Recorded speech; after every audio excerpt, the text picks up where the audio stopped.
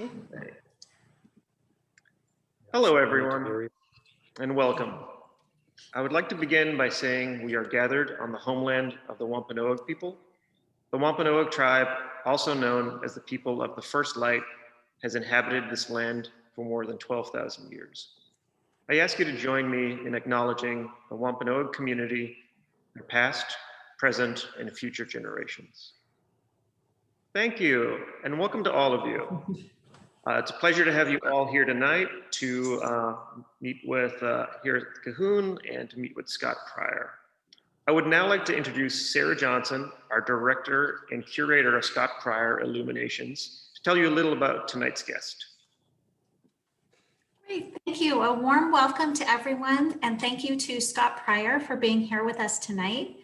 It has been my pleasure to curate the exhibition Scott Pryor Illuminations, which features over 35 paintings and drawings that span many decades of Scott Pryor's career. And the artworks on view represent various genres, including portraits, still lives, and landscapes, including paintings of Cape Cod.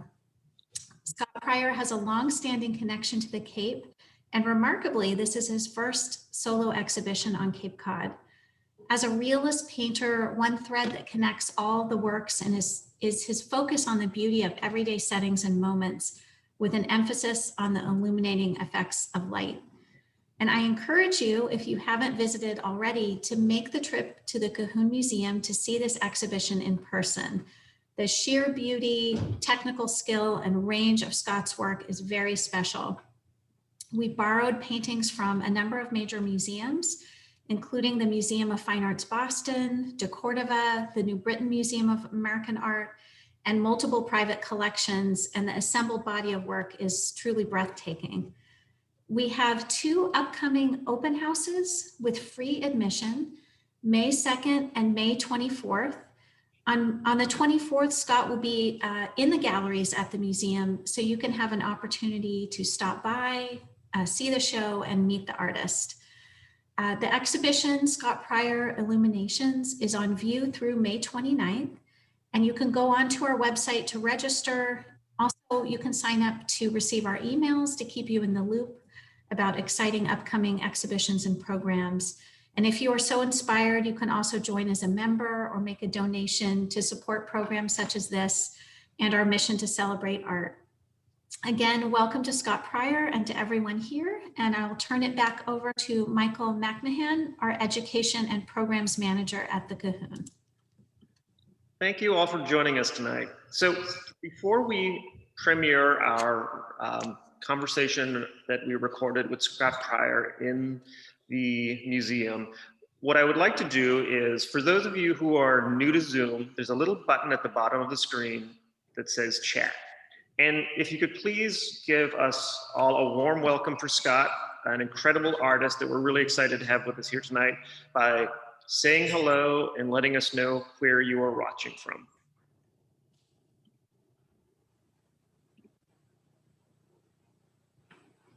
And I see there's wonderful compliments popping into the chat already.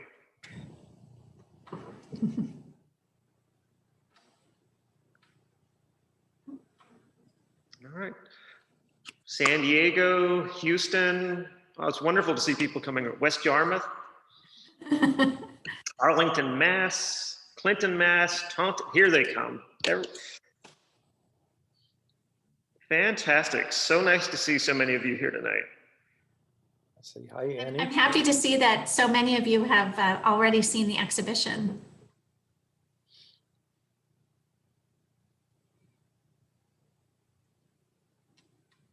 All right, fantastic.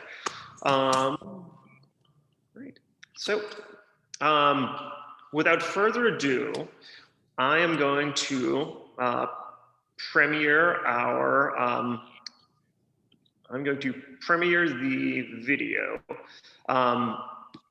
And so one of the things that over Zoom, sometimes Zoom leaves a lot to be desired, so I'm really hoping the video previews really well here tonight. If you are having any particular trouble viewing the video, what I would suggest is I'm sending a link in to the chat And then did that pop up in the chat? Yep, that's there. So there's a link there if it's if you're having any trouble over Zoom watching the video, but I'm confident that this is going to look really, really nice. So one moment.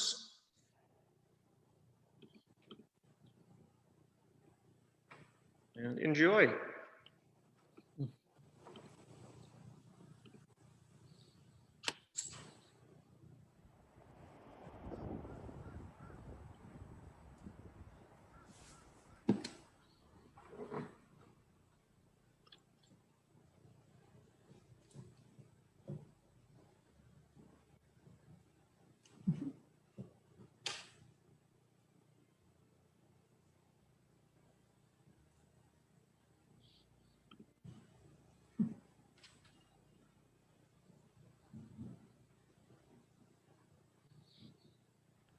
This was just brought a bunch of stuff, and we just put together this little display of various things out of my life. This is probably the earliest example of a drawing that I did when I was probably 4 or 5. It's of a train. Early stuff. These are some of the photographs. I used to work from Polaroids, and of course that's the painting that's Mojo's. That's in the other room, painted from that.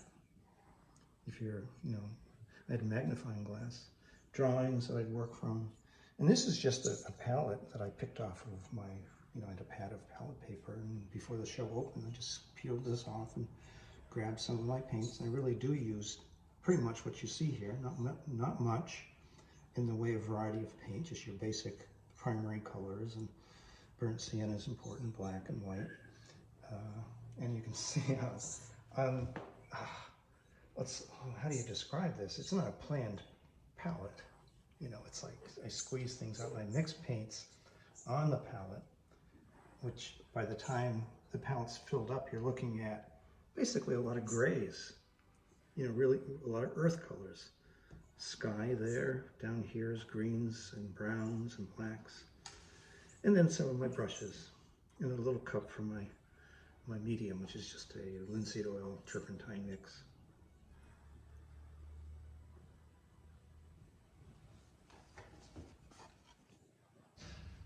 It's all sensual thing, memory.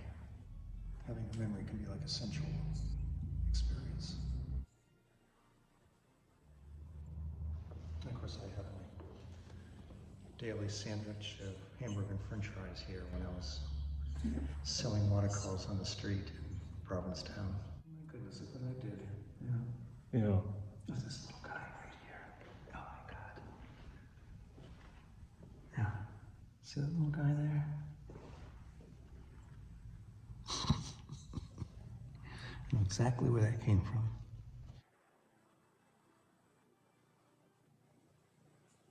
This painting here, although it was done in 1976, is very much about the time in 1969 when I came to the Cape, in between my sophomore and junior year, and got a job washing dishes at the Witchmere Harbor Club.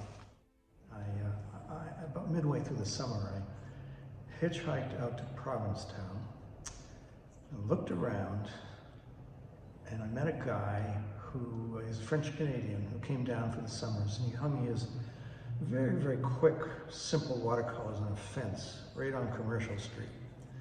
We got to talking, and I think I might have brought a portfolio down. He says, well, why don't you join me here? You can have this part of the fence and I'll have this part of the fence, and we just have to settle that my price scale is from $5 to $15 for watercolor, and you will be the $15 to $30 range, so we don't compete with each other. So I did more involved watercolors with pen and ink, and it was a scary moment because I was quitting my job, which I needed to make money. My parents would not have been happy knowing that I quit my job. Moved to Provincetown, but I did it. I got a cheap room, place I used to eat, sort of on the corner from where the watercolors are hung. And that was quite a summer, because before I moved to Provincetown, watched the first moon landing. This is 1969. It's one of those hallmark summers. And just parenthetically, a month into my time in Provincetown, once again I hitchhiked to meet a friend in Boston, and we drove out to Woodstock. So that's the summer of '69. I experienced it to the hilt, and within a week I'd made pretty much what I would have made if I'd stayed another month or two washing dishes. So it was like, this is really great. You know, I'm in Provincetown. This is 1969. It was crazy out there then. I remember going back to my little room, and I had like a stack of $20 bills and traveler's checks, and just going, whoa, this is great. It's interesting to look at a painting. I think it's been 20 years since I saw this. Of course, this is when I was very much influenced by Gregory Gillespie. So you have this, you know, it's realism, but it's also surrealism. Yeah, so you got these sort of random shapes in here, and these random shapes just sprinkled around the painting.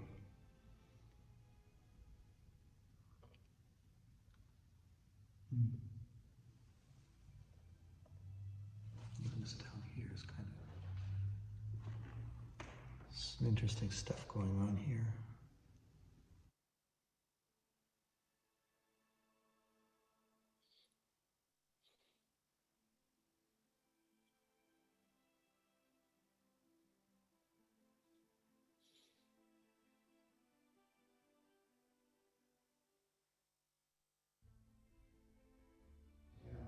These are among the earliest paintings.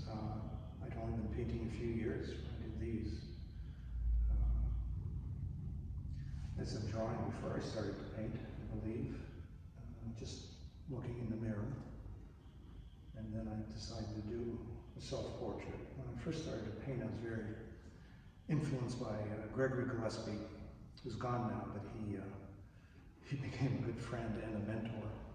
And it's so funny because I saw his work while I was in college. I was a printmaking major in college, but I saw his work down in New York at a show, a group show at the Hirshhorn.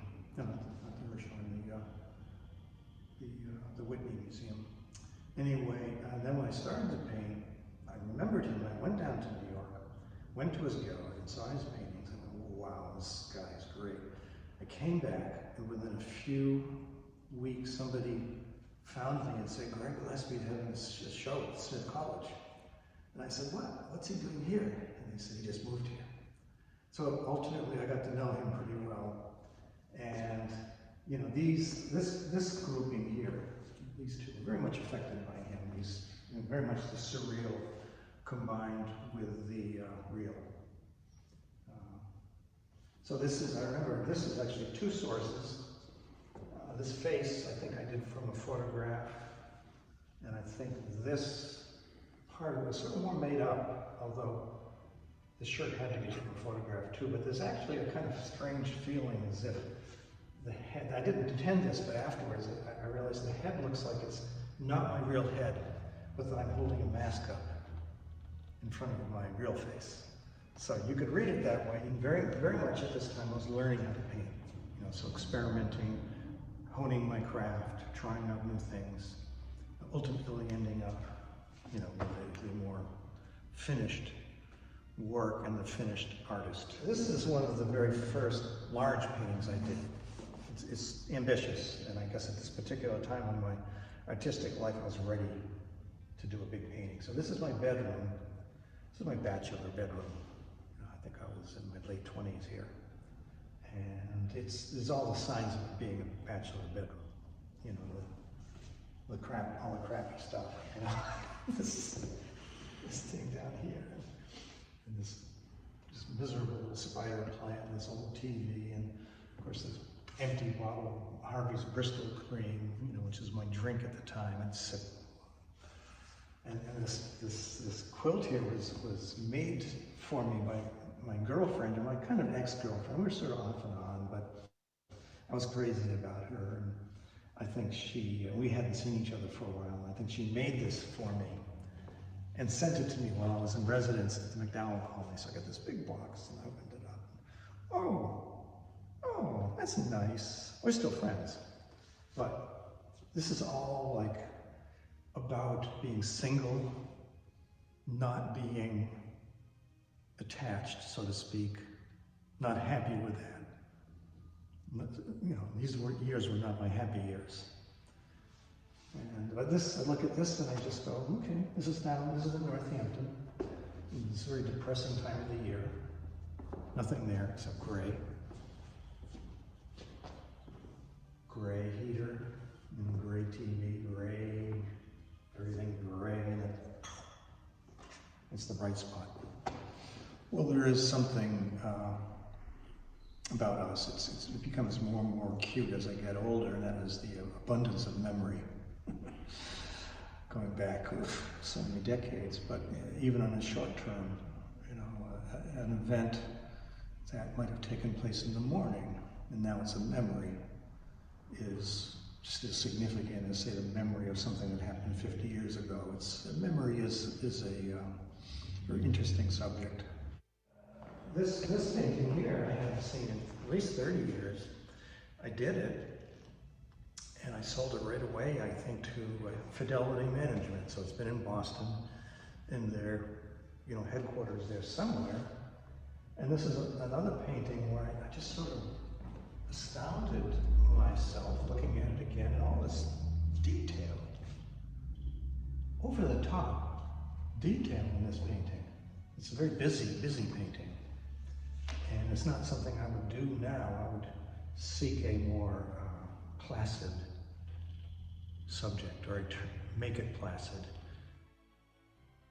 This is all about, you know, kind of autumn, busy foliage, outrageous complexity of foliage and colors, and this painting almost needs this, say, counterbalance to all of the nature remnants of humanity, you know, just edifices, left behind things.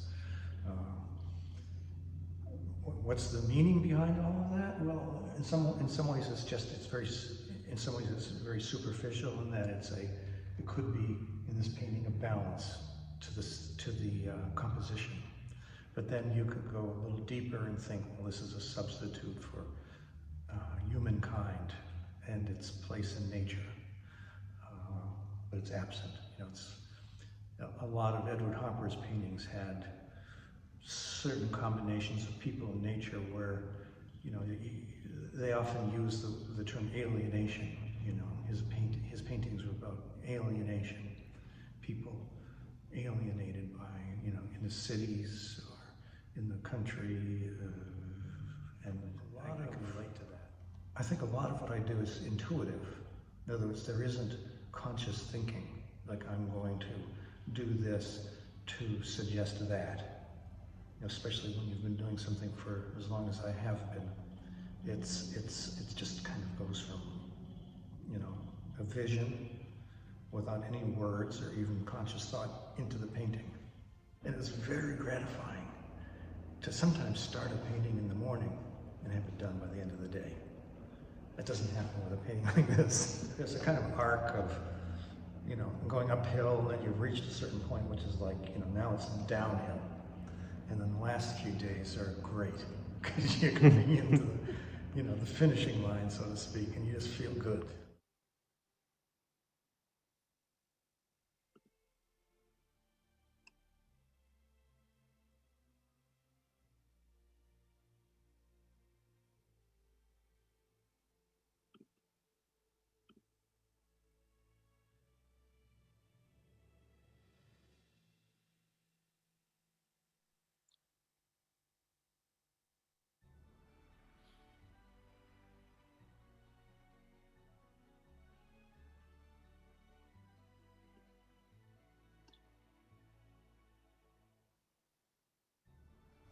It's very emotional, of course. Mm-hmm. Yeah, just first impression is.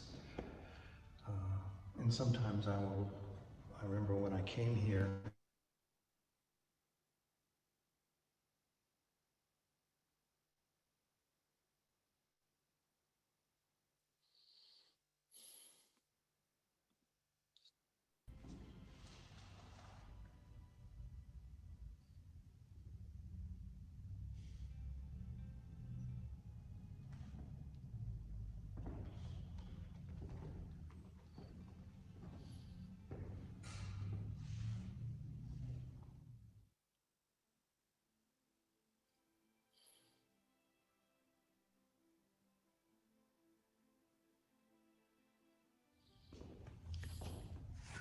You could break this down into multiple paintings. Well, this is one of many paintings that I did at this community garden. It's in Northampton, and not far from where I lived. And especially in the autumn, I would get up before sunrise and go up here. And oftentimes it was surrounded by fog. It was just fog. You couldn't see beyond a certain point. And then as the sun rose, the fog burned off, and then it was like more and more was revealed. It's a big space. You can see there's still fog here. And sometimes the effect of the fog burning off and then the sun coming through would be as real as what we're seeing here, which is you have some clear sky here, blue clear sky, a little more here, but then you have the sun doing its thing through fog, and it's sort of, I don't, of course I took a lot of photographs and then I changed them quite a bit, so this is literally just not real. It feels real, but technically it isn't real. For one thing, this is a combination of many photographs that I'd cut and paste in the computer in Photoshop, and compose the painting from all these different elements. So you have a lot of natural stuff, foliage, flowers, but interspersed through here are all these aspects of the gardener in a person, the human effect on nature. It starts right here. There's this trellis and this little bench, and you have poles for growing things on. You got this arch, which has some I can't remember what it's called, but it's grows during the summer and then flowers late in the fall. And then you have this funny little part. This really is, in some ways, the center of the painting. And it's funny. It's meant to be funny. Like a boot upside down on a pole. Where's the other boot? What's it doing there? What's this? A little bit of, hose, another stick, or sticks, and then you have these long poles that were stuck in the ground, and these runner beans, I think that's what they're called. And then this chair, more poles. So it's a comment on what we do with nature, in nature, and with nature. It's the garden. It's a garden. A garden is a human invention. This is an ultimate garden. It's not a formal garden the way, castles, estates. The French would do very, very formal gardens. The British did too, but gardening in this country has been very, very much grew out of the sort of egalitarian aspect of this country. So the garden's been a metaphor ever since Adam and Eve. Mm-hmm. Yeah. I like the ending of Voltaire, Candide.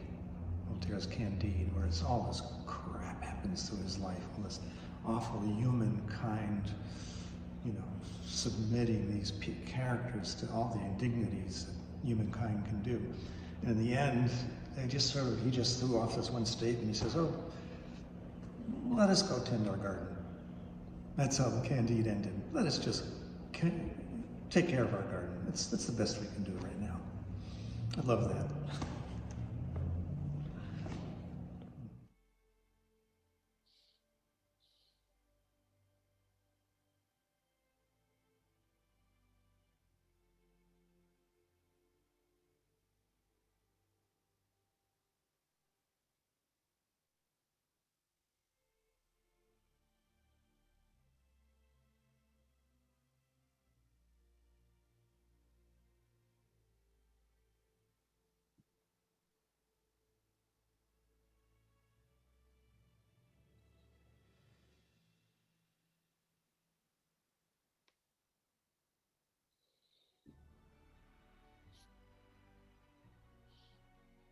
Train's coming.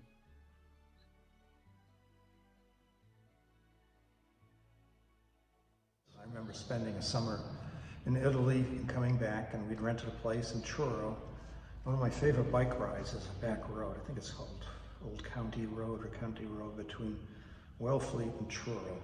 It's just through the dunes, you know, and it's just, I'm thinking, I'm riding this road. I'm thinking, this Italy doesn't have anything on this particular spot that I'm in on Cape Cod. Well, light is transitory, especially those moments of light that most people remark about: sunrise, sunset, a storm, certain effects in the atmospheres. You look at it and you go, okay, that's incredible, but you know in a few minutes, seconds even, it's going to be gone. So that is transitory nature, and it's about the transitory nature of things in the landscape, in the atmosphere, our lives on this earth. You can make it a big metaphor, but light is, to me, something that's, ever since I realized that was a big part of Edward Hopper's paintings. That was his subject as much as anything. I remember I saw a show of his down in New York, a retrospective, just hitting me. Okay, light, light, light, light. And so the difference between, like, this earlier painting has no light in it. This one does. So there's, in between that painting and this one, I discovered light. And I'd say most of the paintings here were done after that time, which would have been probably late 70s, early 80s.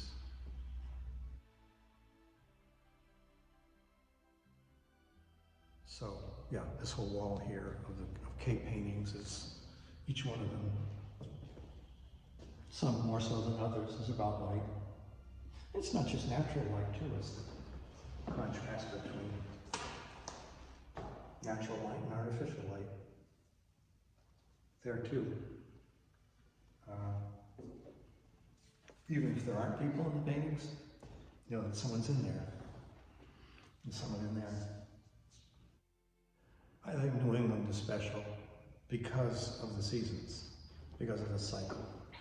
You know, I spent a lot of time in California, and I love the weather there, but it doesn't change. You know, England, you know, very distinct seasons. And in some ways, there's more than 4 seasons. My father-in-law used to say there's 6 seasons, and he had a definite definition for each one. Was, you know, in between spring and winter, there was a season. In between summer and fall, there was a season. There are all these different seasons, but whatever the definition is, they have very distinct seasons. You could be, you know, in a winter's day where the temperature is you know, below 0, and you know that in a half a year you'll be, you know, temperatures near 100. It's, I don't know many places in the world that have that kind of extreme, and all the things in between. So I think that a lot of painters in New England, not just me, but going through history, and think of Edward Hopper and Winslow Homer, George Inness, all the Hudson River School painters, Edward Hopper, George Bellows. Seasons, a big part of their work. And people's connection to the seasons, people's connection to their landscape.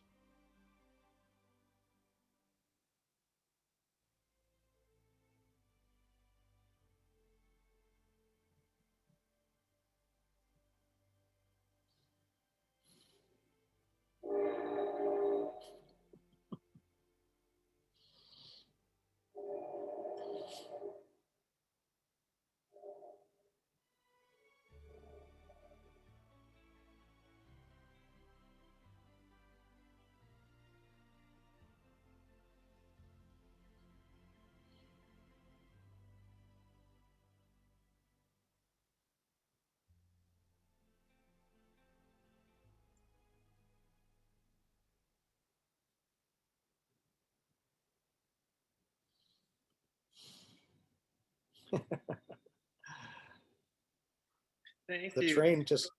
the train is going by now. I told you about. Well, that's quite funny. Um, Thank you all for watching. I hope you really enjoy that. And as I said before, streaming a video across Zoom can sometimes leave a lot to be desired. So the video is now up on our brand new Cahoon Museum YouTube channel. So if you would really like to enjoy watching that again or seeing this event tonight, that will also be up there in the near future. But the video that you just watched is now up on our YouTube channel for you to enjoy as much as you would like. Next, what I'm going to do is I'm going to pass it over to Sarah because I know she has some questions that she's been dying to ask Scott. Thank you so much, Mikey. Well, one question I had, Scott, is that we gathered so many paintings from different stages of your career. And what was it like for you to kind of, when you paint something, it goes out into the world. What was it like for you to have all these friends come back? Well, first off, it's very emotional. It's like you're looking at your life and watching a movie of your life, or so I get thrown into the past quite a bit, looking at old paintings, and each painting sort of has a story behind it, not so much in the painting, but my story. And this is 50 years of paintings, so I'm feeling kind of old because I have so many blasted memories. And they're mixed memories too. I mean, all memory is, I've had my ups and downs, and you can't cherry pick that stuff when memory kicks in. You're thinking about the good and the bad. So that's my first impression, seeing all these paintings is like that. I'm kind of floored. And then I might go around looking at them individually and once again remembering things. I remember I walked up to the painting Nanny and Rose from the Boston MFA, and I think you were standing next to me, Sarah, and I said, did I really paint this? Because I was impressed by myself. But and I think I also said I could never do this again. It's, when I was younger, I spent a lot more time painting, through the night, hours and hours of painting. I couldn't do that now. I don't want to do that anymore. This is more to life, actually. I look back on my art career and I'm thinking, well, I did what I did, but I missed a lot. I mean, I got a long marriage and 3 kids that, is the main part of my life. The art is important, but a good marriage and kids is, and that's reflected in these paintings. That's great. Some of the paintings in the exhibition are quite large. And we did see in the video your palette and your brushes, which are, small little detailed brushes. So I'm wondering how long did it take you to create those large paintings? How long does it take you to paint something now? Well, I don't do paintings that large anymore. It's been a while. It's daunting, the idea of starting a painting like that size, that scale, 6, 7 feet. But I always did large paintings alternating with small paintings, because there's something very gratifying about starting a painting and finishing it in a few days. Whereas maybe it's the difference between a sprint and running a marathon. The sprint's over with, you've done your best, and you kind of feel exhilarated, whereas you're I don't know how many minutes, hours into a marathon, you're still doing it. So and as far as technically, the larger paintings, I used larger brushes. the smaller paintings, smaller brushes. They're not, the approach isn't that different. It's just more a matter of, the materials I use for the project, mostly between small and big brushes. Right. So I have some questions coming in from the audience.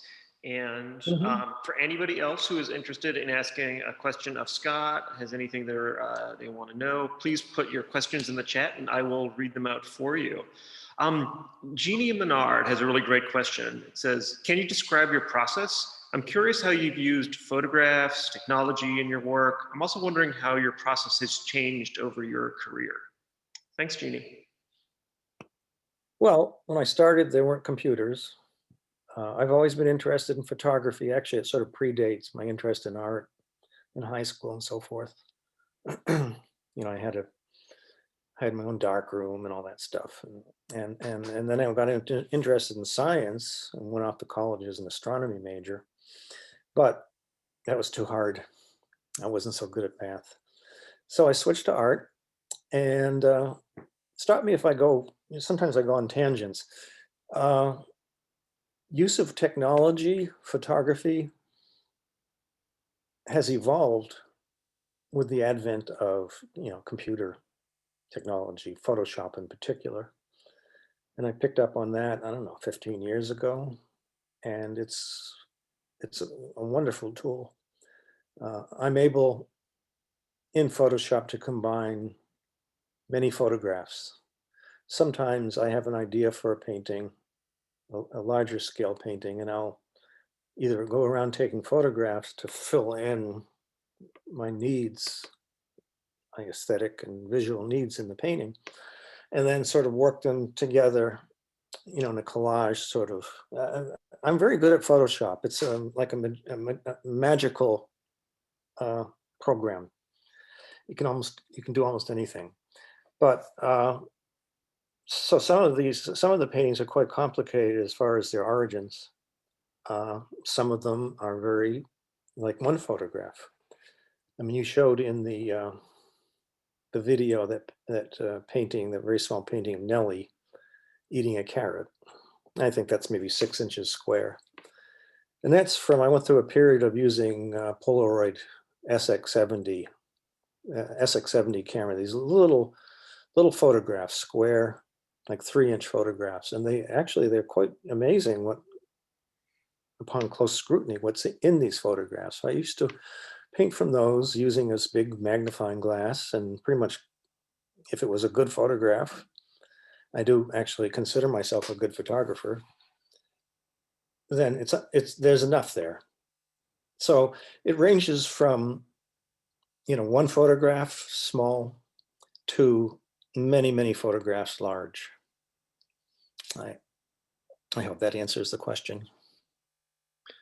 Scott, you once told me you paint from the top left-hand corner to the bottom right-hand corner. Is that true? Yes. Actually, I try not to tell people that because they kind of go, weird, what? Really weird? That's so weird. There's actually a reason for it. If you start to talk, you're not going to put your elbow or your wrist in the paint. And the same thing for a right-handed person. If you start on the left, you're not going to put your. But it's more complicated than that. Also, a lot of my paintings will go from the far distant background to the near foreground, and of course that's usually from top to bottom. So the sky is usually at the top. The distant landscape is close to the top, and as you move down, you come to the foreground. So there's almost a strategic reason for painting that way. I never studied painting. Most painting teachers would say, work all over. Don't do that. You're too tight. I mean, I had a lot of teachers in college who kind of wanted to loosen me up from my natural inclination to do tight work. And the best teachers that I had said, Scott, you're not going to change. They liked my work. It wasn't like they felt it was necessary to change me. I was on a path and they recognized it. So those are the best teachers. All my teachers were good because, the ones that sort of challenged me were good too. I don't know where I started. in this discussion. So Carol Levis writes in and asks if you could speak a little bit about the painting of Nanny and Rose. And here's a really great story from Carol. She said she has a copy of this painting in her daughter's bedroom because it looked so much like her when she was 12 years old. And I think she still has the same copy, and now her daughter is turning 50. I don't think your daughter would like us to know that, Carol, but thank you anyway. Well, that was, I mean, a lot of people will say that's the best painting I've ever done. And I guess I wouldn't argue with that. Go figure. You know, in that painting, Nanny is pregnant with our first child who turned 37 today. So that's 37 years ago. You don't see that she's pregnant in that painting. I didn't even know it when we took the picture. I took those pictures, but you know, that was I had no reference for that painting. That was the house that we had just purchased, a very small house. And I remember we were working inside the house to, you know, paint it and change things around. And we would have our, you know, morning coffee out on the front porch. And it was one of those very typical streets in Northampton. It was actually, you know, houses built starting maybe 150 years ago, then up to, you know, maybe 50 years ago. It's all mostly old houses, pretty close together. And, you know, I took a lot of pictures, did a lot of drawings, and didn't have a studio at the time, so I made the painting in our living room. And who knows, you know, who knows what went into the making of that painting that made it, you know, such a good painting. But there it is. I've had a lot of people tell me stories of their encounters with that painting. There's actually a wonderful story someone wrote, and it's in Yankee magazine, about a woman, young woman who was in college or something, and she was very depressed living in Boston, breaking up with her boyfriend, you know, just a bad time. And she would take a shortcut through the museum and discovered that painting on the wall. And I think what she said is it had this emotional effect on her. She was feeling very, let's say, unloved, lost. I think she said, you know, I'm looking at a woman who is loved. And interestingly enough, you know, she bought the poster, all that stuff, and then it turned out she moved to Northampton and was in a friend's house, and the poster was on the wall. And she says, "Oh, I have that poster too." And the person said, "Well, this Nanny lives in town, and the house is just a few streets over." And she thought that was great. You know, there's something about, I guess, actually the reality of that painting. You know, it's a real painting. I could go back to that porch, look down that street, and, you know, at a certain time of the day, it's the same 37 years later. So you have that feeling of, you know, it's a moment in time that almost is timeless. And I know that her pose and the look on her face is very, you know, she's looking at the viewer, and she's very peaceful. And some people have actually said that there's a kind of Mona Lisa look to her face. It's just peaceful, contented. She has her coffee. She doesn't know it at the time, but she has a baby growing. Yes. So I hope that answers that question, whatever it was. I think it's a beautiful idea that there's this saying about we never know where an artist's influence will end. And the fact that Carol has been looking at this copy of this painting, relating it to her child's bedroom for so many years, really shows the, you know, broad range of influence the artist and you, Scott, has. And it really leads me to one of the things that's popping up in the chat right now. And it's a sentiment I think we can all share from Mary Beth Russo. And it says, "Scott, your work is amazing, and she's so happy that you've shared it with us." So thank you for that wonderful compliment, Mary Beth Russo. Next up, I have a question from Annie Dean, who's really interested to know what Scott's working on now. Oh, I just finished a painting today. It's a small still life. It's actually a commission. It's going down to my gallery in Delaware, Somerville Manning Gallery. And then I have another commission. Actually, I'm taking kind of a break. The last few weeks, I've been working very hard because I had your show open up at the Cahoon. Then I had another show open up in Northampton a week later.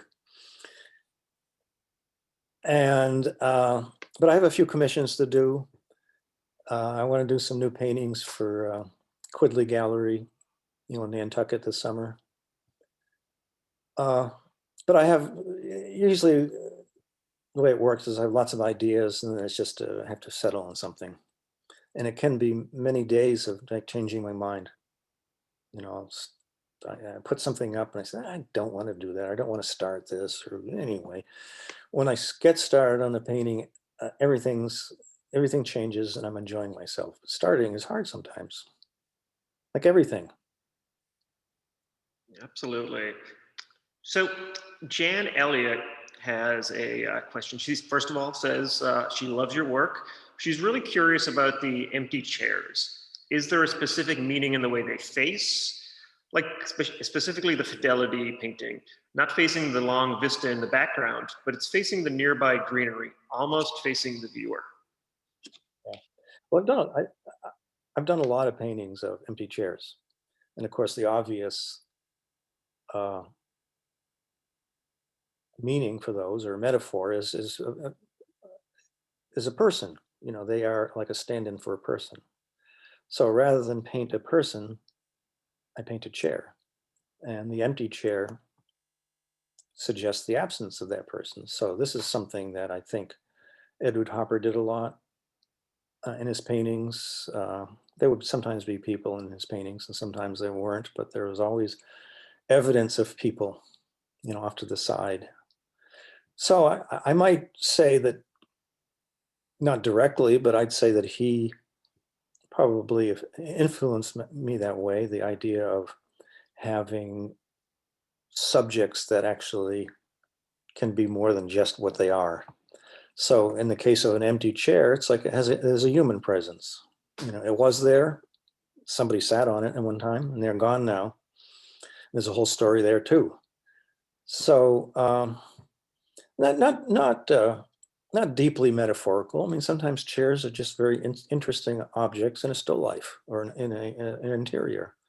In that particular painting of the yellow chair in the garden, it kind of needed, it was so busy and it needed a solid thing to balance everything else. And every painting where I have chairs or empty chairs, there's a story behind all of them. Fantastic.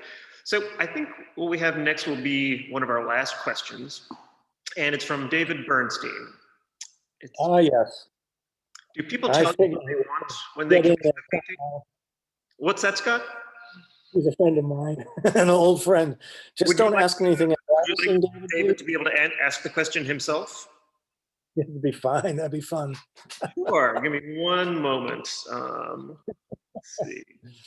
I know what he's going to talk about. Okay.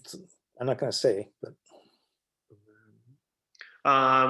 David, you should be able to be unmuted now, and you Scott, should be able to ask a question. You're going to think I'm talking about a toilet seat, but I'm not. Yes, of course. You want to tell the story about the toilet seat, that would be great. No, But no, that's yours.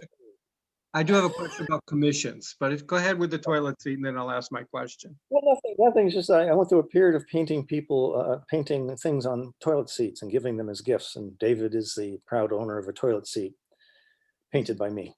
Yeah, it was a wedding gift. It was a wedding gift. Was it a wedding gift? Yes. That's Angie. Yeah. Yes. So, and it's hanging over our toilet, not on our toilet. But Angie has one of those too in her bathroom. Yes.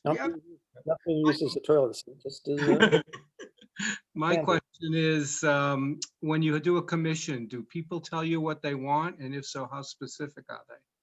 Well, I've had all kinds. I've had some commissions where it was very specific. I've done some portraits, not for a long time. Those are tough. Yeah.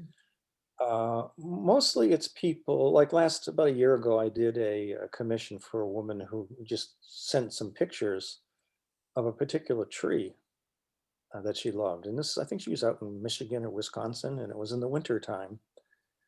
And I worked it up into a finished painting. I sent her mock-ups, for her approval. So most commissions involve coming up with a mock-up for approval. I don't like doing like just the crapshoot of doing a commission, and if they don't like it, I'm stuck. So it's a process. Usually it's enjoyable with a person who really wants one of my paintings. So Fantastic. David, And David, thank you for asking. yeah, and what do you want me to paint, David? I will get back to you, Scott. Okay. So we've got one more person asking a question, and it's almost a two-part question, but I'm only going to ask one half of it because I think it's a really great way to tie up the last question. And it's from Jeannie Menard, and it is, do you have any advice for aspiring artists and realist painters in particular? Yes, marry rich.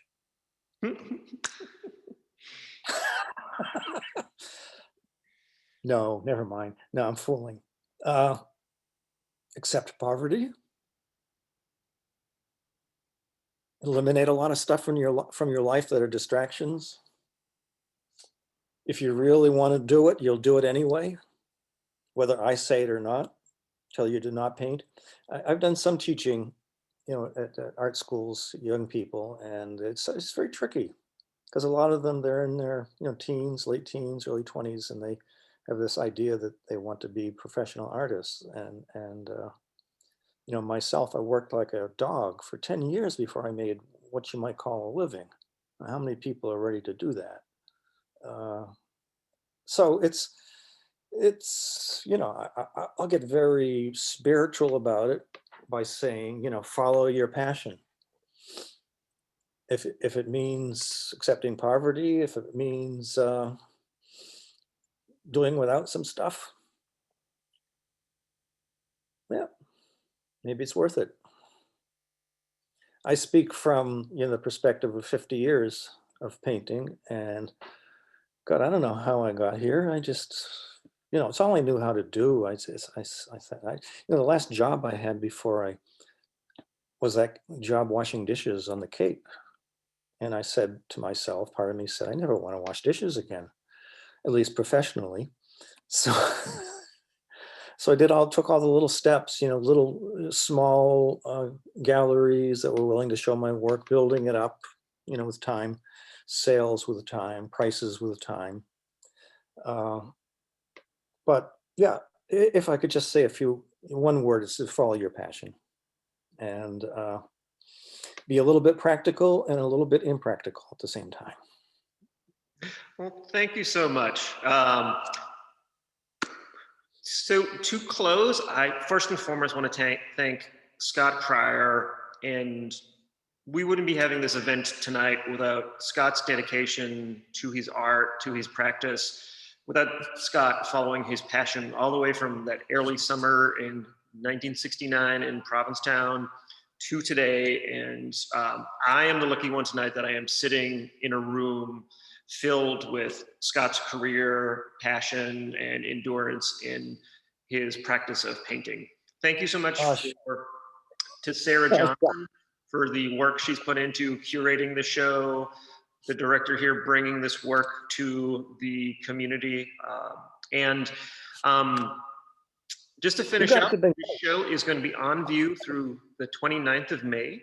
If you would like to stay connected with what we're doing here at the Cahoon Museum, you can sign up on our website to receive emails that will let you know about upcoming shows, future programs such as this.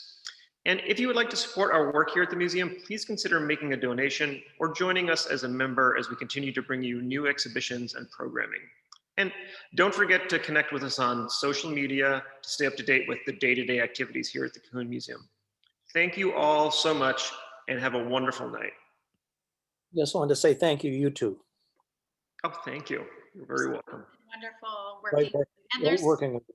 The exhibit is up through May 29th, so there's plenty of opportunity to come see it, bring a friend. And as I mentioned too, we have 2 upcoming open houses. On the 24th of May, Scott will be at the museum, so you can stop by and meet him and say hello. Have a wonderful night, everyone. Yeah, thank you all. Mm.